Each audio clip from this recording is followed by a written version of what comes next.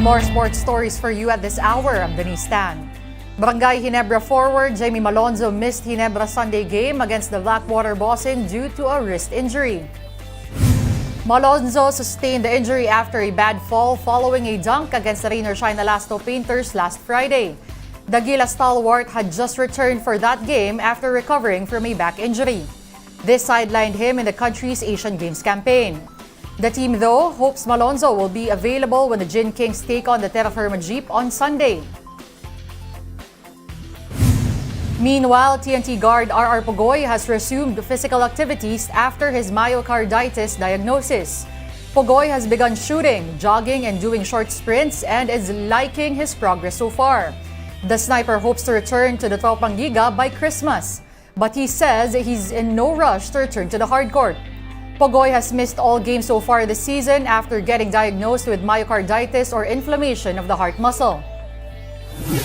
Speaking of Ginebra and TNT, here's how they did in Sunday's PBA Commissioner's Cup. Watch this.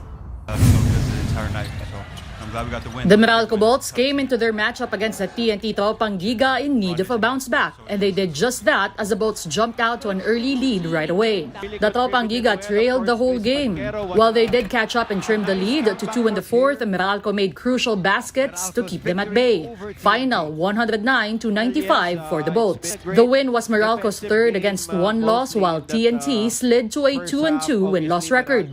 Sulaiman Braimo led the charge with 37 points and 10 rebounds, weathering TNT import Ronde Hollis Jefferson's 47-point explosion. Chris Banquero paced the locals with 18 points in his first game back from a hamstring injury. Yeah, it felt good. Obviously, the first 5 minutes I had to get used to, but once I kind of settled down, it's back to normal. I'm glad we got the win. That was a big win. That's a tough team.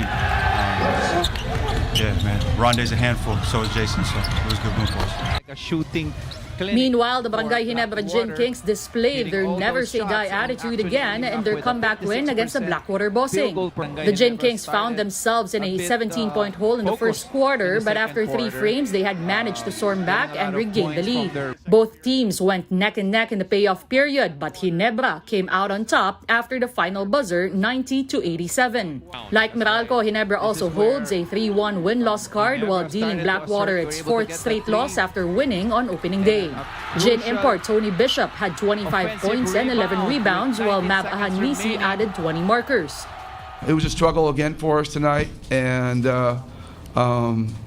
in some ways these are good for us because they're tough games and they toughen us up. It's good for us, but we would like to play better. We would like to play better on both sides of the floor, and we will continue to battle for that. PBA action resumes on Wednesday, November 29 at the Smart Araneta Coliseum. First to face off are the Terra Firma Jeep and Phoenix Fuel Masters at 4 p.m., followed by the San Miguel Beermen versus the Rain or Shine Alasto Painters at 8 p.m. Ricky Vargas has been elected to the breakaway body World Boxing's board. He is currently chairman of the Association of Boxing Alliances in the Philippines. Vargas will occupy one of the 4 executive board member positions after voting during the Federation's inaugural Congress in Frankfurt, Germany. He is expected to keep the post for 4 years. The Pinoy was a lone Asian candidate and garnered the second highest number of votes at 56.1%. Vargas said the group's short-term goal is to preserve boxing in the Olympics. World Boxing is a 27-nation federation launched in April this year. It was formed as a response to the International Boxing Association's strained relationship with the International Olympic Committee. Time for a quick break. The game on One News Now will be back in a bit. Keep it here.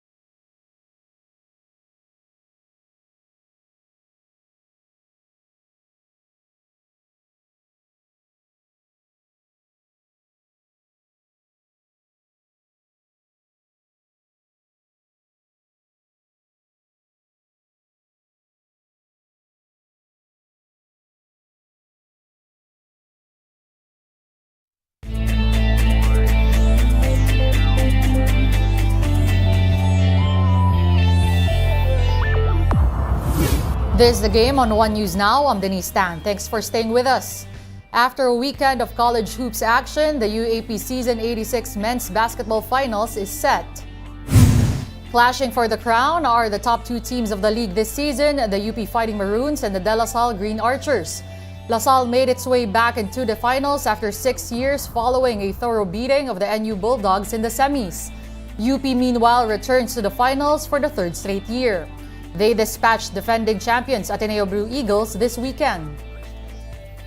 The best of 3 finals begins on Wednesday, November 29 at the Mall of Asia Arena. Catch the games live on One Sports and One Sports Plus. Meanwhile, Ateneo coach Tab Baldwin dispelled rumors that he is leaving the Blue Eagles. That's after Ateneo's consecutive final runs were halted at 6 under his guidance. A report by Spin.ph quoted Baldwin saying that he still has 1 year left in his contract. Coach Tab promised to honor this commitment and will decide accordingly when the time comes. For now, he's on vacation mode before going on a recruitment spree in the US. The Battle of Katipunan in the semis this weekend went to UP as it sealed its third straight finals appearance. In motorsport, there's no stopping Red Bull's triple world champion Max Verstappen. Verstappen wrapped up a year of unprecedented dominance with a record-extending 19th win in 22 races. The latest was at the season-ending Abu Dhabi Grand Prix over the weekend. The pole-to-flag victory left the 26-year-old alone in third place in Formula One's all-time list of winners with 54.